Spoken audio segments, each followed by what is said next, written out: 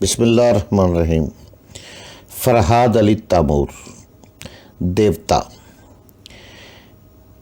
ایک بہت ہی اچھا داستان، ایک ایسے نوجوان کی کہانی جس کی صلاحیتوں نے دنیا بھر کے طاقتور ملکوں اور انسانوں کو دھول چٹا دی۔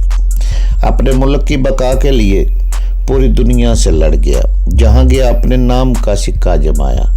جسے بچپن میں نہ ماں کا پیار ملا نہ باپ کا، جو ماں کی گود کو ترستا رہا، جسے نفرت ہی نفرت ملی۔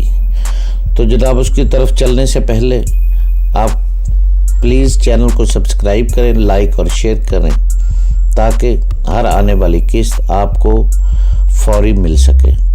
دیوتا، فرحاد علی تیمور، قسط نمبر 93 اس کی منفی سوچ نے کہا، یہ میں اچانک ہی شبانہ کے متعلق کیوں سوچ رہا ہوں؟ میں نے اس کی مثبت سوچ میں کہا، شاید اس لیے وہ سوچنے سمجھنے کی چیز ہے۔ ایسے وقت جب کہ میں نرگس کی بہکتی ہوئی نظروں کو سمجھ رہا ہوں تو شبانہ ضرور یاد آئے گی کہ اس کی آنکھوں میں کتنی حیا ہے۔ وہ پریشان ہو کر اپنی پیشانی کو سہلانے لگا۔ نرگس نے ایک جگہ رک کر پوچھا، کیا بات ہے؟ تم کچھ پریشان نظر آ رہے ہو؟ ہاں، جمشید سے خواہ مخواہ جھگڑا ہو گیا تھا اور میرا سر دکھ رہا ہے۔ اب میں جا کر ذرا آرام کروں گا۔ نرگس سوچنے لگی، اسے چلا جانا چاہیے لیکن رسمی طور پر ضروری ہے۔ میں نہیں چاہتی کہ یہ سچ مچ رک جائے۔ پتہ نہیں کیوں صرف اس گونگے کے متعلق سوچنے کو دل چاہتا ہے، مگر رسماً کچھ کہنا ہی ہوگا۔ وہ کہنے لگی، تم اتنی جلدی چلے جاؤ گے؟ تو میں بستر پر کروٹیں بدلتے بدلتے تمہارے بارے میں سوچتی رہوں گی، مگر اس وقت تمہارے تو بدن سارا دکھ رہا ہے، تمہیں واقعی آرام کرنے کی ضرورت ہے۔ تم جاؤ، آرام کرو، اب صبح ملاقات ہوگی۔ وہ گڈ نائٹ کہہ کر اپنے کیبن کی طرف چلا گیا۔ نرگس اپنے کیبن کے دروازے پر کھڑی اسے دور تک جاتے دیکھتی رہی۔ جب اسے جانے والے کے لیے اس کی نگاہیں ترس رہی ہوں، لیکن جیسے ہی وہ الوداعی انداز میں ہاتھ ہلا کر اپنے کیبن کے اندر گئی، وہ فوراً ہی پلٹ کر میرے کیبن کی طرف دیکھنے لگی۔ ٹیلی پیتھی کا علم میرے لیے باعث رحمت بن گیا ہے۔ اس کے ذریعے میں لوگوں کی دوہری شخصیتوں کو کھلی کتاب کی طرح پڑھ لیتا ہوں۔ ہر تجربے کا انسان اس حقیقت کو سمجھتا ہے کہ انسان کے اندر دو متضاد خیالات اور دو متضاد شخصیتیں ہوتی ہیں۔ وہ اوپر سے جو کچھ نظر آتا ہے اور اندر سے اس کے بالکل برعکس ہوتا ہے۔ اس کے ہونٹ بظاہر جس کے لیے مسکراتے ہیں، اس کا دل باطن میں نہیں مسکراتا بلکہ گالیاں دیتا ہے۔ یہی حال نرگس کا تھا۔ اس نرگس کی آنکھیں فیروز کے کیبن کی طرف تھی کہ کہیں وہ آ نہ جائے۔ اس کا نرگسی دل میرے کیبن کے دروازے پر لگا ہوا تھا اور دھڑکتے ہوئے کہہ رہا تھا، ہم لڑکیاں جس طرح کا آئیڈیل اپنے دماغ میں تراشتی ہیں، حقیقی دنیا میں نہیں ملتا۔ ملتا بھی ہے تو گونگا ہوتا ہے یا کسی طرح کا ہوتا ہے۔ مجبور ہو کر دولت کی خاطر فیروز جیسے نوجوانوں کو گلے لگانا پڑتا ہے۔ فردوس میں کسی چیز کی کمی نہیں، لیکن پھر بھی مجھے اچھا نہیں لگتا، چونکہ وہ گونگا مجسم میرا آئیڈیل کے روپ میں آ گیا ہے، اس لیے فیروز پھیکا پڑ گیا ہے۔ میری سمجھ میں نہیں آتا کہ میں کیا کروں۔ دانش مندی تو یہی ہے کہ اپنے آئیڈیل کو نظر انداز نہ کروں۔ پنڈی پہنچتے ہی میں فیروز سے منسوب ہونے والی ہوں۔ وہ اپنے کیبن میں داخل ہوتے ہوئے سوچتی رہی، ہاں ٹھیک ہے، صرف اس ٹرین میں اس گونگے کا ساتھ ہے، پھر پتہ نہیں وہ کہاں ہوگا، میں کہاں رہوں گی۔ 24 گھنٹے کے لیے مجھے ایسے آئیڈیل پر لعنت بھیج کر صبر کرنا چاہیے۔ انہو بندر کہیں کا، ایک بار پہلے بھی اس نے مجھے بندر کہا تھا، وہ بھی صرف فیروز کو سنانے کے لیے، لیکن خیالات کی تہہ میں پہنچنے والا یہ سمجھ رہا تھا کہ اس کی زبان جو کہتی ہے وہ دل نہیں کہتا، اور جو دل کہتا ہے اسے زبان سے کہتے ڈرتی ہے۔ وہ بہت حسین تھی اور اس کے بدن کے خطوط اتنے دل نشین تھے کہ مجھے پہلی فرصت میں ہی اس کی طرف متوجہ ہونا چاہیے تھا، لیکن میں تعمیری مقصد کے تحت تقریب کی باتیں نہیں سوچتا۔ اس वक्त मेरा मकसद शबाना की बिगड़ी बात बनाना था, जबकि खुदावंद करीम ने मुझे इतनी सलाहियतें दी थी और वो भी मैं अच्छे तरीके से इस्तेमाल करना चाहता था। अल्लाह ताला ने अब मुझे वसीला बनाकर एक सितम रसीदा लड़की की तकदीर को संवारने के लिए भेजा था। बजाय इस नेक काम में मैं कोताही नहीं करना चाहता था। मैंने नरगिस को उसके हाल पर छोड़ दिया और शबाना के दिल की कैफियत का जायजा लेने लगा। शबाना अपने बिस्तर पर करवटें बदल रही थी। कभी वो करवट बदल कर दूसरी बर्थ पर लेटी हुई अपनी वालदा को देखती थी। उसकी वालदा की बंद आंखें बता रही थी वो बड़ी देर तक आंसुओं से भीगने के बाद गहरी नींद सो चुकी है। वो पहलू बदलती हुई नजर आती थी। वो करवट बदलती तो अपने पहलू से अपने 3 वर्ष का आमर नजर आता, जो इस दुनिया में उसकी साजिशों में बेखबर अपने मासूम सपनों में खोया हुआ था। वो फिर लेट जाती। इस वक्त फरोज का चेहरा उसके सामने आ जाता। वो सरदा भरकर सोचती, खुदा रूठ जाए तो उसकी खुदाई से इनकार नहीं किया जाता। महबूब रूठ जाए तो उसकी मोहब्बत से इनकार कैसे हो सकता है। महबूब के बदलने का ये अंदाज तो कतई नहीं। औरत की मोहब्बत सुना था बदल जाती है, लेकिन महबूब मुझसे रूठ गया है। वो सामने नहीं होता तो मैं क्या, मुझे न जाने क्या रहता है और रुलाने के लिए उसकी यादें हैं बस मेरे पास। और क्या है, मोहब्बत किसी न किसी तरह कायम तो है, मुस्कुराहट की सूरत में ना सही, आंसुओं की सूरत में सही। मेरे आंसुओं का कोई ना कोई कतरा कभी न कभी उसके दिल पर टपकेगा और वो अपनी बेवफाइयों का हिसाब करेगा। हर इंसान की ज़िंदगी में यौम हिसाब आता है, वो दिन उसकी ज़िंदगी में ज़रूर आएगा। यही मेरा ईमान है और यही मेरा इंतज़ार है। उसकी सोच में कितना करम था, ये मैं दिल की गहराइयों से समझ रहा था। मुझे फरोज पर गुस्सा आ रहा था। मैं उसके खिलाफ कोई इंतकामी कार्रवाई इस वक्त नहीं कर सकता था कि वो इस जन्म जली का महबूब था। मैंने फरोज की तरफ तवज्जो दी। वो कमबख्त अपने बिस्तर पर लेटा नरगिस के बारे में सोच रहा था। मर्द की फितरत भी अजीब होती है। ये जानते हुए भी एक औरत उसे मोहब्बत का फरेब देकर चोरी छुपे दूसरे को तरजीह दे रही है, फिर भी उस बेवफा के लिए कुड़ता है और बावफा के लिए नहीं सोचता। दरअसल उसकी मर्दानगी को ठेस पहुंचती है और इसके लिए कि वो दूसरे को क्यों तरजीह दी गई।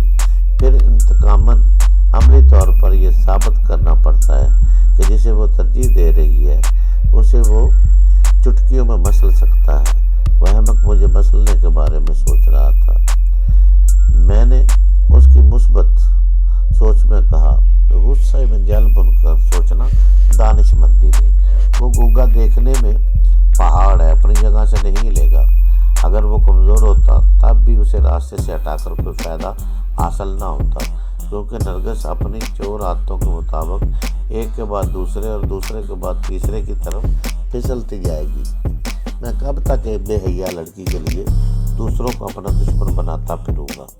मैं उसके मुतल्लिक़ क्यों नहीं सोचता जो बाहया और बावफा है। ये कहकर मैंने उसके दिमाग को आज़ाद छोड़ दिया। अब वो सोच रहा था, क्या बात है, आज शबाना बार बार मेरे ज़हन में चली आ रही है। किसी अकल ने सच कहा है कि एक चीज़ को समझने के लिए उसकी ज़िद को समझना ज़रूरी है। फूलों को समझने के लिए कांटों को, खूबसूरती को समझने के लिए बदसूरती को, और वफाशवार औरत को समझने के लिए बेवफा औरत का मुशाहदा करना लाजमी है। यही वजह है कि नरगिस की बेवफाई मुझे बार बार शबाना के हुस्न की याद दिला रही है। ये ठीक है, मैं तस्लीम करता हूँ, शबाना हर लिहाज से एक मुकम्मल शरीक हयात बन सकती है, लेकिन थूक कर चाटना मर्द की शान नहीं। मैंने उसकी सोच में कहा, मर्द की शान ये भी नहीं कि वो एक मासूम कली को फूल बनाए, उसे अपने मुर्दा बच्चे की माँ बनाकर सारे जहान में बदनाम करे। क्या मैं उसे मर्दानगी कह सकता हूँ?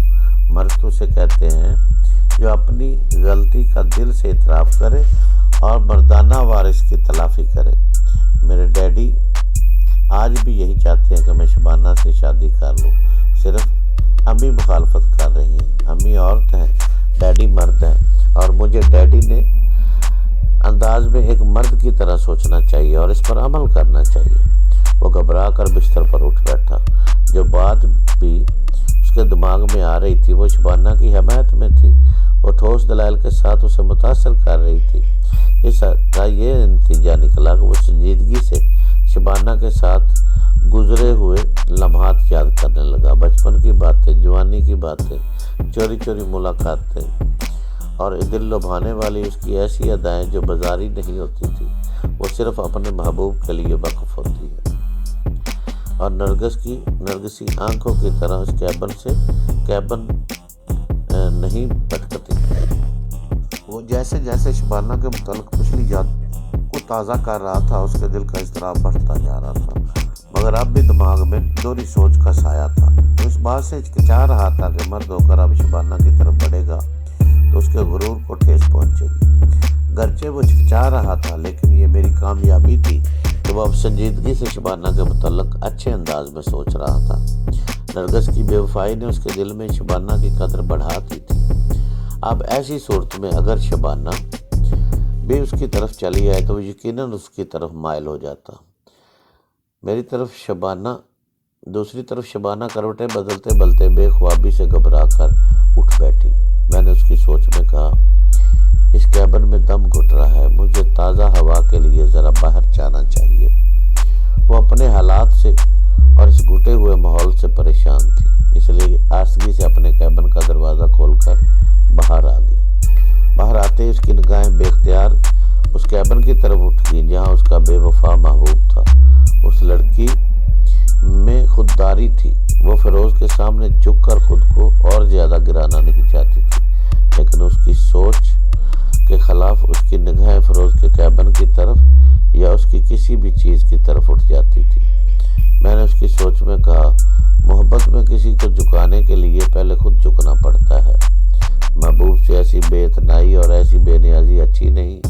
یہ درست ہے کہ میں اس کے آگے گڑگڑانا نہیں چاہتی، لیکن محبت کے بھی کچھ فرائض ہوتے ہیں۔ مجھے محبت کے ناطے سے یہ تو دیکھنا چاہیے وہ آرام سے سو رہا ہے یا بے چین سے کروٹیں بدل رہا ہے۔ تنہائی میں میرے ساتھ گزرا ہوا کوئی لمحہ تو اسے یاد آتا ہوگا۔ اگر یاد نہیں آتا تو یہ میرے وجود کی اور محبت کی توہین ہے۔ مجھے کبھی تو اپنی محبت کو آزمانا چاہیے تھا۔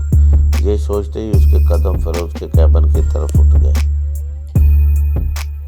کیبن کے اندر فیروز اس طرح مضطرب اور پریشان بیٹھا ہوا تھا کہ میں نے اس کی سوچ میں کہا، کیا شبانہ میری طرف کھینچی چلی آئے گی؟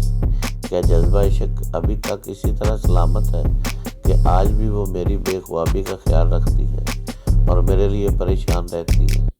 اس کا بجھا بجھا سا چہرہ اور جھکی جھکی سی نگاہیں آج بھی میرا انتظار کرتی ہی ہوں گی۔ اس طرح میں باتیں اس کے ساتھ اس کی مثبت سوچ سے کرتا رہا کہ وہ بھی تڑپنے لگا کہ مجھے آزمانا تو چاہیے کہ اس کے دل میں میری اہمیت باقی ہے بھی کہ نہیں۔ یہ سوچتے ہی وہ اپنے بستر سے اٹھ گیا۔ اس نے ایک نظر سامنے سوئے ہوئے جمشید پر ڈالی، پھر باہر جانے کے لیے بڑی آہستگی سے کیبن کا دروازہ کھول دیا۔ دروازہ کھلتے ہی بھی یک وقت دل کی دھڑکنیں تیز ہو گئی، کیونکہ وہ ٹھیک دروازے کے سامنے راہداری کی کھڑکی سے لگی کھڑی تھی۔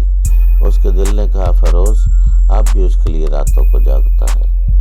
فیروز کے دل نے کہا، وہ آج بھی ایک بے چین روح کی طرح رات کی خاموشی میں اس کے لیے بھٹکتی ہے۔ دونوں ایک دوسرے کے سامنے تھے، دونوں ایک دوسرے کو آزما چکے تھے۔ ان کی خاموشی کے درمیان ٹرین کی آواز کھٹ کھٹ کھٹا کھٹ کے تال کے ساتھ دل کی دک دک دکا دک سے ہمانگ ہو رہی تھی۔ ویران راہداری میں بلب روشن تھے، ان سے زیادہ شبانہ کی آنکھوں میں آنسو کے چراغ روشن تھے۔ فیروز آنسوؤں کو نہ دیکھ سکا، اس کی نظریں جھک گئی۔ شبانہ زبان سے کچھ نہ کہہ سکی، کیونکہ آنسو جتنی دور تک کہہ جاتے تھے اتنی دور تک زبان تھک جاتی تھی۔ آنسو سے زیادہ پر اثر فریاد اور کوئی نہیں ہوتی۔ فیروز سوچ رہا تھا کہ کیا کہے، کچھ کہے گا تو وہ بات ندامت سے خالی نہیں ہوگی۔ وہ سر جھکا کر نادم ہونے کے باوجود زبان سے اظہار نہیں کرنا چاہتا تھا۔ آخر عنایت بھی تو کوئی چیز ہوتی ہے۔ میں نے ان دونوں کے دماغوں کو آزاد چھوڑ دیا تھا اور انہیں اپنے طور پر سوچنے سمجھنے کا موقع دے رہا تھا۔ ایک دوسرے کے روبرو آنے کے بعد بات یقیناً کچھ آگے بڑھتی، لیکن اسی وقت جمشید نیند میں بڑبڑانے لگا۔ فیروز نے یوں گھبرا کر دروازے کو بند کر دیا جیسے اس کی چوڑی پکڑی جا رہی ہو۔ وہ شبانہ کی طرف بڑھنے کے باوجود یہ نہیں چاہتا تھا کہ دنیا والوں کے سامنے وہ اپنی غلطی کو تلافی کرتا ہوا پایا جائے۔ دوسری طرف دروازہ بند ہوتے ہی شبانہ کو مایوس ہو جانا چاہیے تھا، کیونکہ اس کا محبوب اس کی طرف بڑھتے بڑھتے پھر واپس چلا گیا تھا، لیکن وہ آنسو بھری آنکھوں سے مسکرا رہی تھی۔ خوشی سے اس کا انگ انگ جھوم رہا تھا۔